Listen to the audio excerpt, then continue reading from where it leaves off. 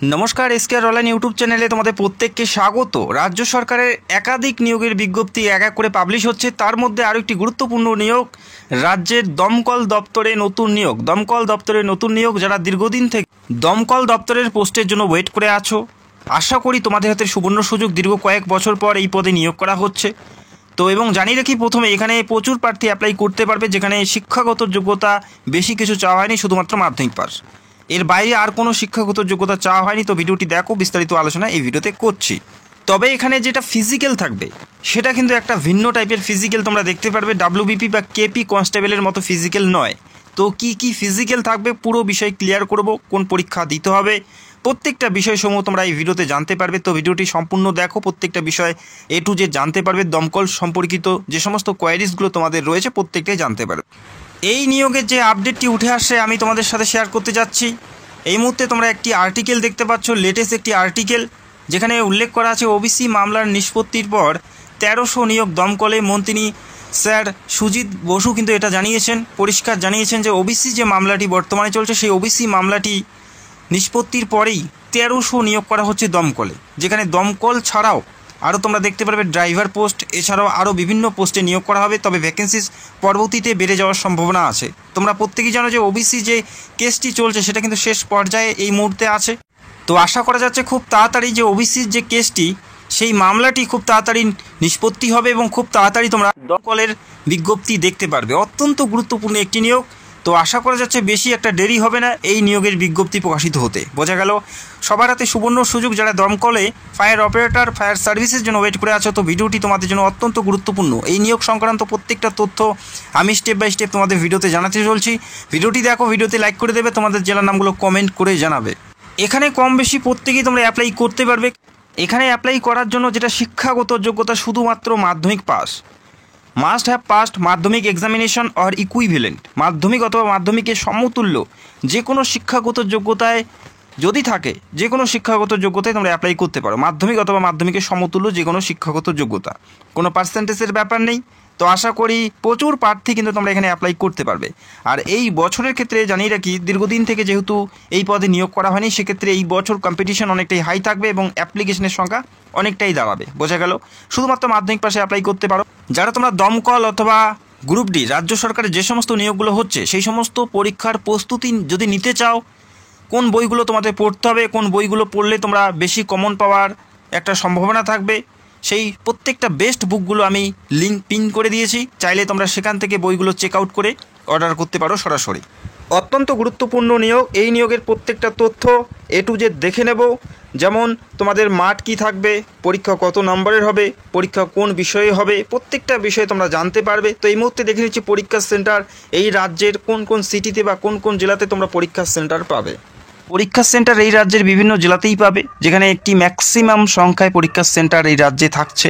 সেক্ষেত্রে পরীক্ষা নিয়ে কারো কোনো সমস্যা হবে না। যেমন কলকাতা নর্থ, কলকাতা সাউথ, বারুইপুর, ডায়মন্ড হারবার, ব্যারাকপুর, বারাসাত, কৃষ্ণনগর, হাওড়া, চুঁচুড়া, বর্ধমান, পাশাপাশি আসানসোল, পুরুলিয়া, মেদিনীপুর, তমলুক, ঝাড়গ্রাম, বাঁকুড়া, সুরি, বহরমপুর, মালদা, বালুরঘাট, রায়গঞ্জ, জলপাইগুড়ি, আলিপুরদুয়ার, কোচবিহার, শিলিগুড়ি, কালিম্পং এবং দার্জিলিং এই সমস্ত সেন্টারে পরীক্ষা হবে। এবং তোমরা কোন এরিয়ার থেকে ভিডিও দেখছো সেটা অবশ্যই কমেন্ট করে জানাবে। এবং যখন অ্যাপ্লাই করবে এখানে কোডগুলো ইউজ করতে হবে। ধরো তোমরা দার্জিলিং জেলার থেকে অ্যাপ্লাই করবে বা দার্জিলিংয়ে পরীক্ষা দিতে যাও, সেক্ষেত্রে দার্জিলিংয়ের কোড 27, জলপাইগুড়ির 23, এভাবে কোডগুলো তোমাদের ইউজ করতে হবে যখন তোমরা এখানে অ্যাপ্লাই করবে। তো আশা করি বুঝতে পারলে। এবং এখানে অ্যাপ্লাই করার জন্য যেটা তোমাদের হাইট থাকতে হবে, যেহেতু ফায়ার সার্ভিসে নিয়োগ করা হচ্ছে সেক্ষেত্রে তোমাদের ফিট থাকতে হবে। হাইট কত থাকতে হবে? হাইট থাকতে হচ্ছে 166.6 সেন্টিমিটার। এটা মিনিমাম হাইট তোমাদের থাকতেই হবে। 166.6 সেন্টিমিটার তোমাদের মিনিমাম হাইট থাকতে হচ্ছে। পাশাপাশি চেস্ট থাকতে হবে 81.3 সেন্টিমিটার এবং ফুলিয়ে 2 থেকে 5 সেমি বেশি করতে হচ্ছে। এটা মিনিমাম ক্রাইটেরিয়া, এটা তোমাদের থাকতেই হবে। 166.6 সেন্টিমিটার হাইট থাকতে হবে এবং চেস্ট থাকতে হবে 81.3 সেন্টিমিটার, ফুলিয়ে 2 সেমি বেশি করতে হচ্ছে। পাশাপাশি যারা গোর্খা, গাড়ওয়ালিস, রাজবংশী এবং যারা পাহাড়ি অঞ্চল থেকে বিলং করে এবং যারা এসটি প্রার্থী তাদের হাইট থাকতে হচ্ছে 160 সেন্টিমিটার মিনিমাম এবং চেস্ট থাকতে হবে সেম 81.3 সেন্টিমিটার ফুলিয়ে নর্মালি এবং ফুলিয়ে 2 থেকে 5 সেমি তোমাদের করতে হবে।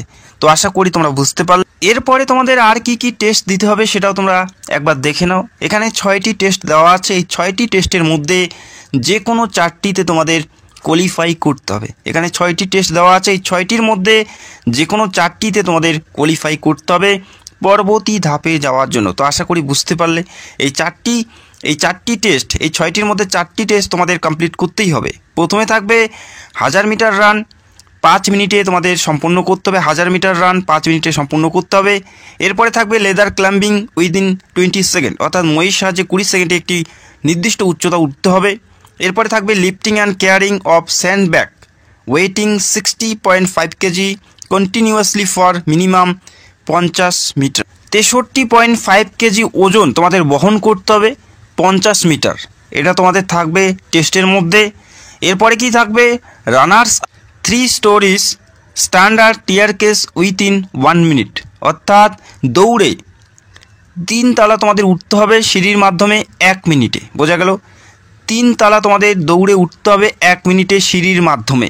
এরপরে থাকছে rope ক্লিম্বিং using only hand within 60 second, অর্থাৎ রশির সাহায্যে তোমাদের 7 সেকেন্ডে উপরে উঠতে হবে, যেখানে শুধুমাত্র হাতের সাহায্যে উঠতে হবে, যেখানে তোমরা পা ইউজ করতে পারবে না। তারপরে থাকবে high jump 1.22 metre or more, অর্থাৎ 1.22 মিটার তোমাদের হাই জাম্প মিনিমাম দিতে হবে। এই 6টি টেস্টের মধ্যে যে কোনো 4টি তোমাদের কোয়ালিফাই করতে হবে, তবেই তোমরা পরবর্তী ধাপের জন্য ডাক পাবে বা কোয়ালিফাই করতে পারবে। তো আশা করি বুঝতে পারলে। তো অতটাও ইজি নয়, তোমাদের যথেষ্ট প্র্যাকটিস করতে হবে বাড়িতে বা মাঠে, যেখানেই করো তোমাদের প্র্যাকটিস করতে হবে, না হলে কিন্তু এই টেস্টগুলো তোমরা কোয়ালিফাই করতে পারবে না। তো আশা করি বুঝতে পারলে। এরপরে আমরা দেখে নিচ্ছি পরীক্ষার বিষয়বস্তুগুলো, পরীক্ষার সিলেবাস আর কি কি বলা আছে প্রত্যেকটা বিষয়ে দেখে নিচ্ছি। একটা গুরুত্বপূর্ণ পদ, রাজ্যের একটি গুরুত্বপূর্ণ সরকারি পদে নিয়োগ করা হচ্ছে, যেখানে তোমাদের শুরুতেই প্রথম মাস থেকে 30,000 টাকা প্লাস বেতন থাকছে। 30,000 টাকা প্লাস বেতন থাকছে শুরুতেই।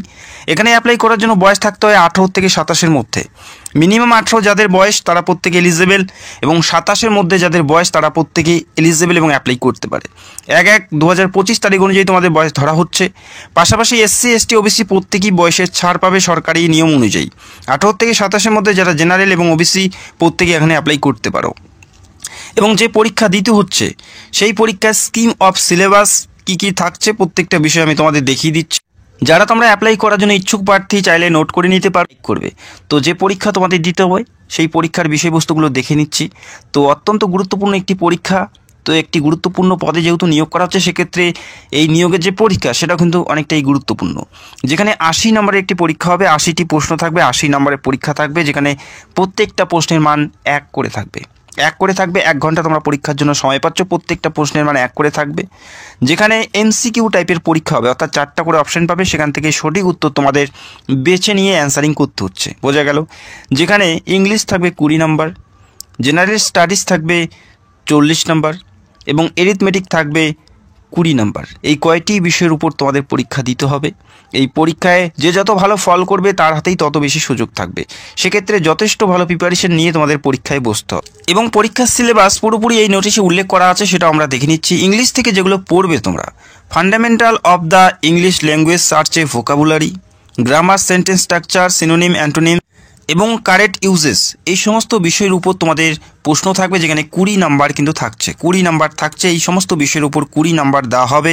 এখান থেকেই তোমাদের প্রশ্ন দেওয়া হবে। জেনারেল স্টাডিজ থেকে পড়বে matter of everyday observation including everyday science, current events, problem with special reference to India and Indian, elementary knowledge of Indian history and Indian geography. এই সমস্ত বিষয় থেকে তোমাদের থাকবে 40 নম্বর।